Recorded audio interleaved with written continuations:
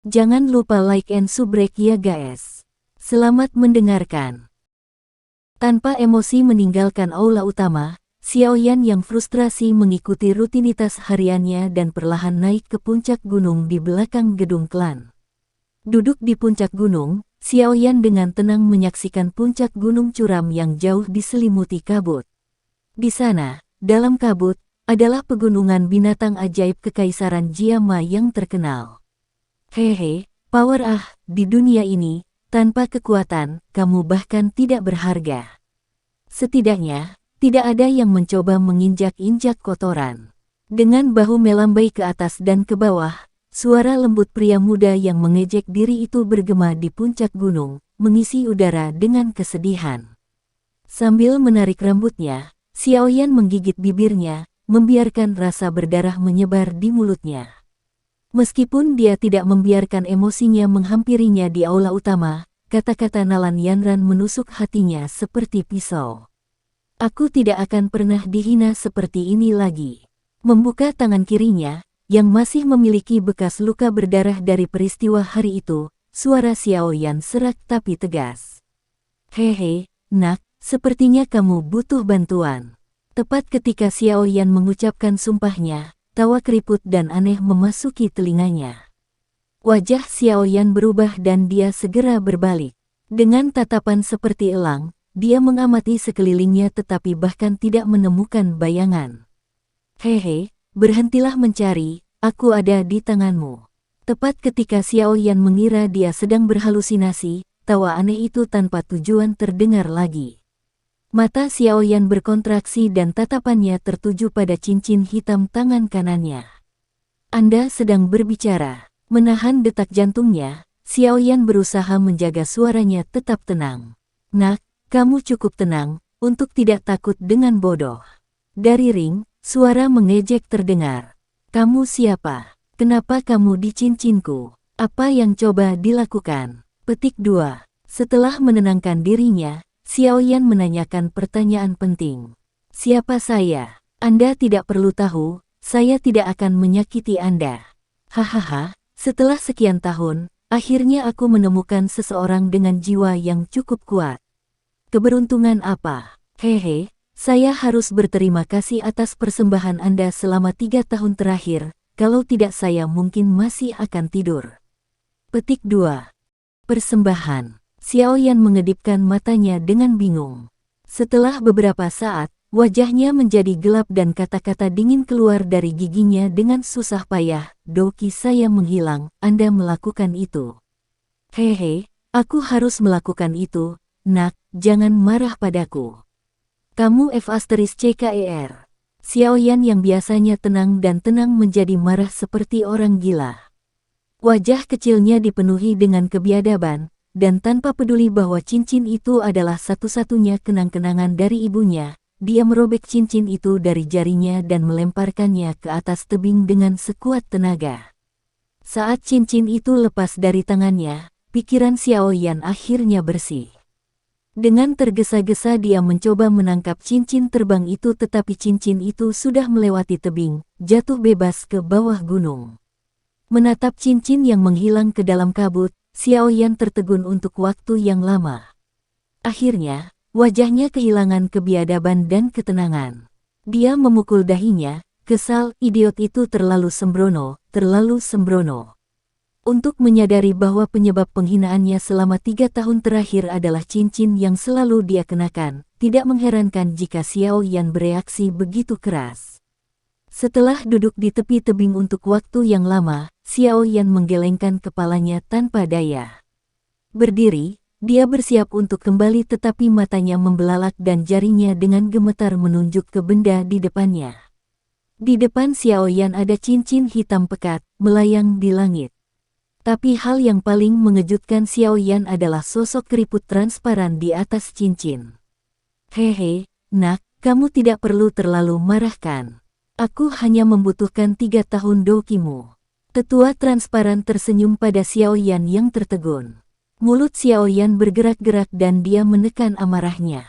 Dia berkata, geser, karena kamu bersembunyi di dalam ring, maka kamu harus tahu seberapa banyak rasa sakit yang kamu sebabkan sejak kamu mengambil doki saya kan. Tapi dengan 3 tahun penghinaan ini, kamu sudah dewasa kan? Apakah menurut Anda 3 tahun yang lalu Anda akan memiliki toleransi dan pola pikir seperti ini? Petik 2. Xiaoyan mengerutkan alisnya tetapi emosinya mulai tenang. Setelah kemarahan, sedikit kebahagiaan mengambil alih Xiaoyan. Karena dia tahu mengapa dokinya menghilang, bakatnya telah kembali. Berpikir tentang kesempatan untuk melepaskan gelar orang lumpuh yang diberikan orang lain yang tak terhitung jumlahnya padanya, Xiaoyan merasa seolah-olah dia telah dilahirkan kembali. Tetua menjijikkan di depannya tidak terlihat menyebalkan seperti sebelumnya. Beberapa hal, setelah menghilang, akan membuat seseorang mulai menghargai nilainya. Setelah kehilangan dan mendapatkannya kembali, seseorang menghargainya lebih banyak. Dengan ringan memutar pergelangan tangannya, Xiaoyan menghela nafas panjang dan berkata, "Meskipun aku tidak tahu siapa kamu, aku ingin tahu apakah kamu berencana untuk tetap berada di ring untuk mencuri dokiku. Jika itu masalahnya maka saya akan meminta Anda untuk menemukan pemilik baru, saya tidak mampu untuk terus membesarkan Anda." Petik 2. Hehe, orang lain tidak memiliki persepsi jiwa sekuat dirimu. Penatua mengelus jenggotnya, karena aku sudah memilih untuk tampil, maka sebelum kamu memberi izin, aku tidak akan mengambil dokimu. Xiaoyan memutar matanya dan mencibir tanpa mengatakan apapun. Dia sudah memutuskan, apapun yang dikatakan tetua itu, dia tidak akan menyimpan cincin itu di sisinya. Nak, apakah kamu ingin menjadi kuat? Apakah Anda ingin dihormati oleh orang lain? Meskipun Xiaoyan sudah memutuskan untuk tidak melakukan apa-apa lagi dengan tetua itu, jantungnya mulai berdetak kencang saat mendengar kata-kata itu.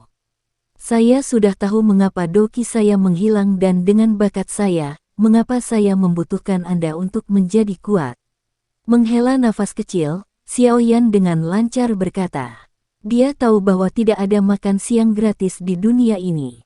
Berutang budi pada orang misterius, bukanlah langkah yang cerdas. Nak, meskipun bakatmu cukup bagus, kamu harus tahu bahwa kamu sudah berusia 15 tahun tetapi dokimu hanya di 3 duan. Saya pikir saya mendengar bahwa upacara dewasa Anda tahun depan kan. Menurut Anda, apakah dalam setahun, dengan menggunakan bakat dan kerja keras Anda bisa mencapai 7 duan ki? Selain itu, gadis yang kamu janjikan untuk bertarung 3 tahun dari sekarang juga tidak memiliki bakat lusuh. Anda ingin mengejar dan melampaui dia. Ini tidak akan mudah. Wajah tetua yang penuh kerutan bersemi seperti bunga krisan. Jika Anda tidak mengambil doki saya, apakah menurut Anda semua ini akan terjadi? Dasar brengsek. Setelah kelemahan terbesarnya terungkap, wajah Xiaoyan menjadi gelap sekali lagi dan dia mulai mengutuk. Setelah mengutuk, Xiaoyan merasakan sedikit keputusasaan. Dalam situasinya saat ini, tidak peduli seberapa banyak dia mengutuk, tidak akan ada efeknya. Praktik doki membutuhkan dasar yang kuat. Dulu ketika dia berusia 4 tahun, dia membutuhkan waktu 6 tahun untuk mencapai 9 duan doki. Bahkan dengan bakatnya, mencapai 7 duan ki hanya dalam 1 tahun tidak ada harapan. Menghela nafas dengan depresi, Xiaoyan melirik tetua yang sok itu. Ujung mulutnya melengkung dan dia bertanya, apakah kamu punya solusi? Mungkin. Tetua itu menjawab dengan samar. Jika Anda membantu saya mencapai 7 duan ki hanya dalam 1 tahun, maka saya akan memaafkan Anda karena mengambil doki saya selama 3 tahun. Bagaimana dengan itu? Xiaoyan bertanya. Hehe, angan-angan nak. Jika kamu tidak dapat membantuku, mengapa aku harus menahanmu, seseorang yang tidak berguna, di sisiku? Kamu harus mencari orang lain yang malang. Xiaoyan tahu bahwa tetua transparan tidak bisa secara acak mengambil doki dari orang lain sehingga dia tahu bahwa dia memiliki pengaruh dalam negosiasi. Kamu bahkan tidak dekat dengan seorang pemuda berusia 15 tahun. Sepertinya 3 tahun ini sangat membantu Anda berkembang pesat. Apakah rencanaku menjadi bumerang? Melihat Xiaoyan yang pintar, tetua itu berhenti dan kemudian dengan tercengang menggelengkan kepalanya. Xiao Yan mengangkat bahunya dan dengan ringan berkata, jika kamu ingin aku menjaga kamu di sisiku maka kamu setidaknya harus memiliki ketulusan, kan? Anak yang bermulut tajam. Baiklah, baiklah, bagaimanapun juga, saya benar-benar membutuhkan bantuan Anda. Tanpa pilihan lain, tetua itu mengangguk dan perlahan turun ke tanah.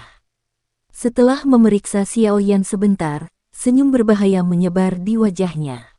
Tapi begitu muncul, itu pergi dan sesepuh merenung sejenak sebelum tidak mau bertanya, apakah kamu ingin menjadi seorang alkemis?